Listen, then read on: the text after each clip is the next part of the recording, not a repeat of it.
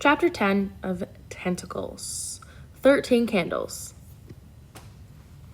The party was held in Captain's Mess.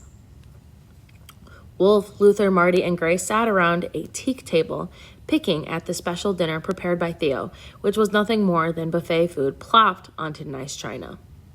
Each plate featured a different cryptid from around the world. Wolf explained that Ted had commissioned the set for him and Rose as a wedding present. Marty kicked himself for not preparing the dinner along with the cake. Theo was no cook. How had he gotten the job as temporary chef? PD was sound asleep in one of Wolf's large cowgirl pockets, exhausted after her day with Bo, and Bo had not been invited to the party, much to Luther's relief. After the chimp and her pint-sized accomplice had battled the dolphins and stolen a fish, Yvonne had found Bo and coaxed her into her comfortable enclosure with a lock of Luther's hair. Luther was happy to have the hair snipped by Yvonne rather than ripped out by Bo. Grace didn't mind the small party or the bland food. She was with the people she loved, including Luther, who had been like a second brother to her for most of her life. After Grace blew out her 13 candles and everyone enjoyed a piece of Marty's delicious cake, Luther showed off his graphic novel. Wolf got a big kick out of it and called it a masterpiece. An exaggeration, but a compliment that was greatly appreciated by Luther, whose face flushed bright red. Grace wasn't expecting a gift from Wolf. He had been very busy the past few days, and they had departed so quickly, she was sure he hadn't had time to even think about her birthday. But Wolf surprised her by placing a large package on the table. I didn't get a chance to get over to the main island to go shopping, he explained, but this is a one-of-a-kind gift. It belonged to Rose, to your mother. It was her most prized possession. She would have wanted you to have it. Grace carefully removed the wrapping, already knowing what was underneath. It was an ancient manuscript. The last time she had seen the book, it had been in a glass case in the library back on Kryptos. She opened the heavy leather cover. It's a graphic novel, Luther said. It's an illuminated manuscript, Grace corrected. Written and drawn by hand long before there was printing presses or computers. Luther leaned over for a closer look. The illustration of the dragon on the page Grace had turned to was beautifully rendered. He looked at the text. What language is it written in? I don't know, Grace said. It wasn't one of the 5 languages she was fluent in. Rose didn't know either, Wolf said. She spent years trying to decipher the text. All we know is that it's a book about cryptids. It's probably the first book on cryptids ever written. Rose thought the text might not be in an unknown language at all, but in code. She had the manuscript copied and took the reproduction to the Congo when we first set out to find the Mokumum. While we were there, she spent hours trying to break the cipher. Grace turned the page, and they were greeted by a monster with tentacles pulling a ship beneath the sea. The giant squid, Luther said. From the illustrator's or author's imagination, Wolf said, it's unlikely they actually saw all the creatures in the book themselves. Where did my mother get this? Grace asked. Wolf shook his head. She wouldn't tell me. I suspect it might have been something that belonged to Noah Blackwood or his family. She stole it? Marty asked.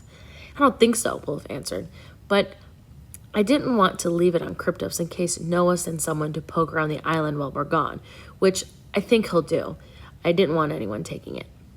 Is Noah Blackwood the reason Al set up surveillance cameras with audio all over the ship? Marty asked. Wolf, Luther, and Grace stared at him. Luther looked around the captain's mess. I don't see any cameras, he said. They're miniaturized, Marty said, just like the cameras Ted put in the Dragon Spy. Not exactly like the Dragon Spies, but similar, Wolf said. And they aren't all over the ship. They are in the common areas, the bridge and the labs, but we don't have any cameras in the private cabins. How did you find out about them? Marty didn't want to admit that he had been stalking Al Ikes with the Dragon Spy. I had a little problem in the galley with Theo, he said. Al came to my rescue. The only way he could have known about it is if he and one of his men were watching and listening. Wolf nodded. I heard about that, and yes, someone was watching and listening, and I'm not comfortable with all of this surveillance and extra security. It's just that I don't know what Noah Blackwood is going to do. And I'm not being paranoid. We have nearly 40 people on board whom we don't know all that well. They've all been background checked, of course, but Al believes that some of them are working for Noah Blackwood, and I agree with him. We have the Mokum eggs on board, and we're going after a giant squid for Noah's primary competitor. Wolf lowered his voice. And then there is Grace. Wolf did not need to finish the sentence. They all knew that Noah Blackwood was going to come after his granddaughter. So there are spies on board, Luther said, with undisguised glee. I bet we can figure out who they are. This is not a game, Wolf said sternly. I don't want any of you looking for so-called spies. Noah Blackwood and his people are dangerous. If you see something out of the ordinary, just tell me or Al about it. We'll decide whether it means something. He locked eyes with each of them, one by one. Is that clear? Marty, Luther, and Grace nodded, but Wolf doubted their sincerity. He knew he would have to keep a close eye on them. Do you have a camera in here? Marty asked. Yes, but it isn't on. So you control them? Luther asked. Wolf took his gizmo out. I'm the only one who has the on-off code. He punched the code into the gizmo. A video of them appeared on the small screen, and Luther waved at the camera. Wolf re-entered the code, and the screen went blank. Al doesn't have the code? Marty asked. No, Wolf answered. I wouldn't give it to him. Marty had another question that he'd been dying to ask. I thought you were broke, he said, and that this expedition was a way of making money so you could continue looking for my parents and searching for cryptids. Having Al and his crew must be costing a fortune. We're not exactly broke, Wolf said, but we do have a cash flow problem. Our money is tied up in research and development. Al and his security people are sort of on loan from the federal government. We don't have money, but we are rich in technology.